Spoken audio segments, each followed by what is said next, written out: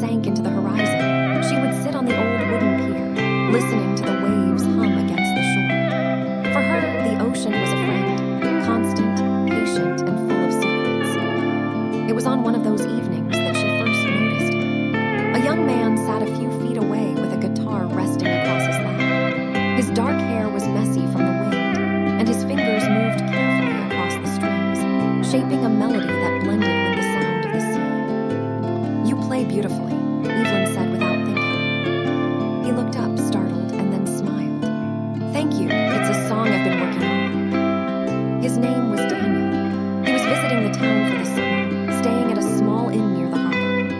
Evelyn, who rarely spoke to strangers, found herself drawn to his quiet presence. They began meeting by the pier almost every evening. He would play, she would listen, and sometimes they talked until the stars scattered across the night sky. Days turned into weeks. Evelyn showed Daniel the lighthouse where she used to chase seagulls as a child, the hidden garden behind the library, and the trail that led to the top of the cliffs where the ocean stretched endlessly. In return, Daniel shared stories about his life in the city, his dreams of becoming a songwriter, his fear of failing, and the weight of expectations that sometimes pressed on him. One night, as they sat beneath a canopy of stars, Daniel handed her a small notebook. Inside were the lyrics of the song he had been writing since the day they met. "It's about you," he admitted, his voice low. "I never thought I'd find someone who could quiet all the noise in my head, but you make me feel at peace." Evelyn's heart pounded. For years, she had believed her life would always be ordinary, bound to the routines of her small town. Yet, with Daniel, everything felt extraordinary. Every wave, every breeze, every glance. But as the end of summer drew near, a shadow fell over their days together. Daniel had to return to the city. The night before he left, they walked along the beach in silence, the sand cool beneath their feet. "Will you come back?" Evelyn whispered. Daniel took her hand, pressing it against his chest where his heartbeat raced. "I don't want this to end. I'll come back, I promise. But even if I can't right away, you'll always have the song. Play it in your heart when you miss me." She nodded, tears glistening in her eyes. They kissed under the silver glow of the moon, the ocean roaring as if to seal their vow. Months passed. Evelyn would often sit at the pier, remembering his voice, his laughter, the way his fingers danced across the guitar strings. Some nights she wondered if promises made under the stars could survive the weight of distance. Then, one spring evening, she heard it again, that melody. She turned and saw him, standing with his guitar on the pier, smiling as though he had never left. "I finished the song," Daniel said, his voice trembling with emotion. "But it wasn't complete without you." In that moment, Evelyn realized love wasn't about the distance or the waiting. It was about the return, about finding each other again when the world tried to pull them apart. As Daniel played the final notes, the ocean sang with them, and the stars above seemed to shine brighter than ever before.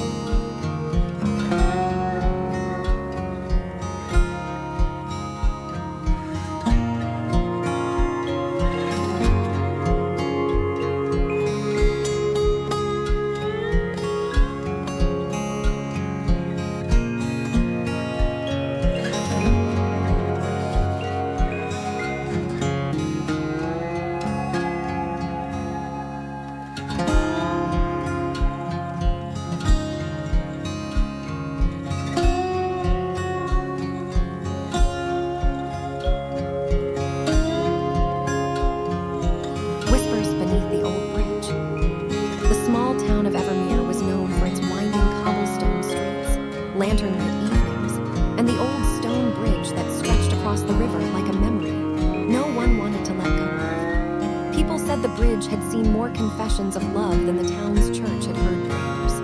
It was here, on a crisp autumn afternoon, that Amelia first saw Daniel. She had just returned from university, her hands filled with books and her heart filled with dreams of change. He was leaning against the bridge's railing, sketching the water with charcoal in a worn-out notebook. His dark hair was messy, his sleeves rolled up, and his eyes, calm, observant, lifted to meet hers as though he had been waiting for her all along. "You're Amelia, right?" Mr. Thornton's daughter. His voice carried a warmth that made the cold air softer. She blinked in surprise. Yes, and you are. Daniel Carter. I help your father at the workshop sometimes.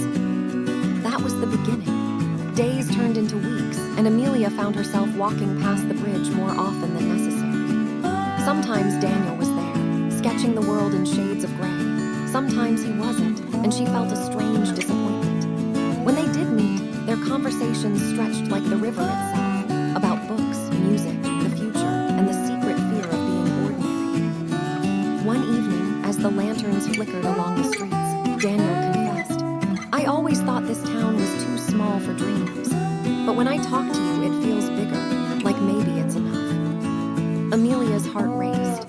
She wanted to tell him she felt the same, but the words caught in her throat. Instead, she smiled, and he seemed to understand. Their bond grew quietly, tenderly, like ivy creeping along the stones of the bridge. On rainy afternoons, he would walk her home under his umbrella. On starry nights, she would sneak out with a thermos of tea, and they'd sit together, listening to the river's whisper. But time, as always, had its own plans. Amelia received an offer to study abroad, an opportunity she had always dreamed of. When she told Daniel, his silence was heavier than words. Finally, he said softly, I don't want to hold you back. Go, become who you're meant to be. Tears stung her eyes. And what about us? His jaw tightened. If it's real, it will survive the distance. The night before her departure, they met one last time at the bridge. Daniel handed her a notebook filled with sketches of the river, the town, and in many pages, her face. So you don't forget where you belong, he whispered. Then he kissed her, a kiss that carried both promise and heartbreak. Years passed. Amelia studied, traveled, and lived in cities where the streets were louder, the lights brighter, and the bridges endless. Yet none of them felt like home.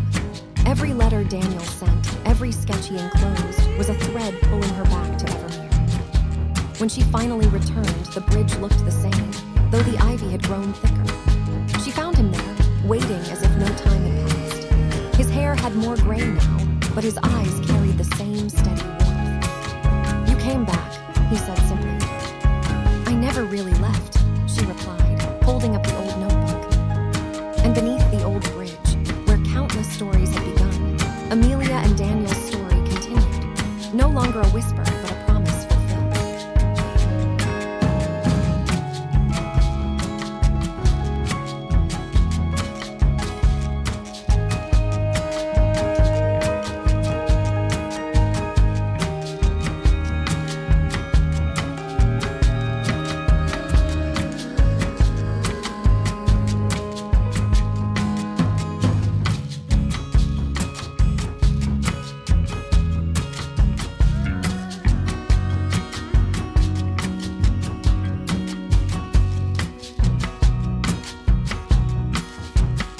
The Bridge of Two Hearts.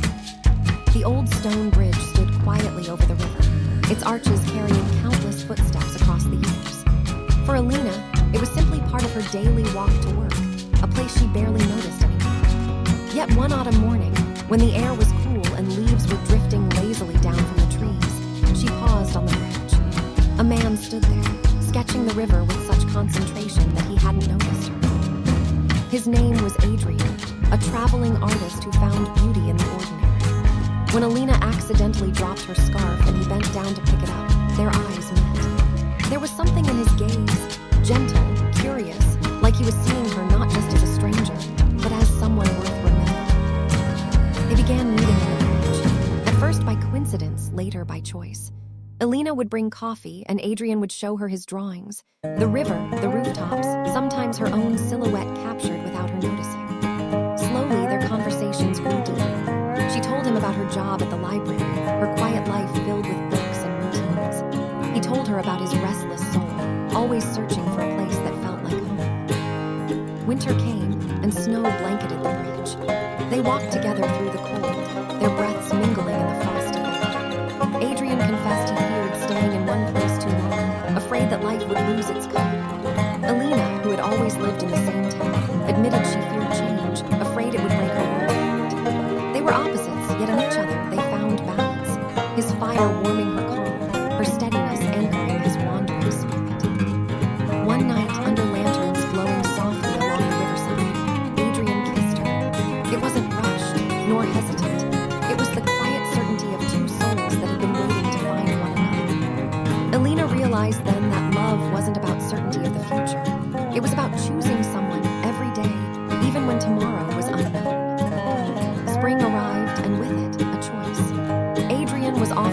gallery exhibition in another city. It was everything he had worked for, but it meant leaving. Alina stood on the bridge, torn between asking him to stay and letting him chase his dream. Before she could speak, he took her hands. Alina, he said softly, you are my dream. The gallery, the cities, they're just stops along the way. But you're where I want to return. Tears filled her eyes. For the first time, she wasn't afraid of change. With him, even uncertainty felt like home. Years later, the townspeople would smile whenever they saw the couple on the bridge. An artist and a librarian walking hand in hand. As if that old stone crossing was not just a